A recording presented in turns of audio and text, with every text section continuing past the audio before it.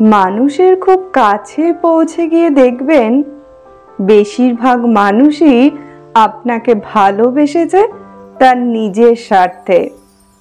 আবার এটাও দেখবেন মন থেকে ভালোবাসা দেওয়ার পরও সে আপনাকে একটুও ভালোবাসে না।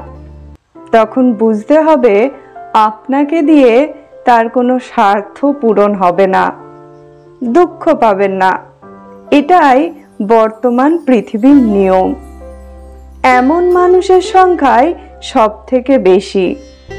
তারপরেও দেখবেন দু একটা মানুষ থাকে যারা আপনাকে তার স্বার্থের বাইরে গিয়েই ভালোবাসে।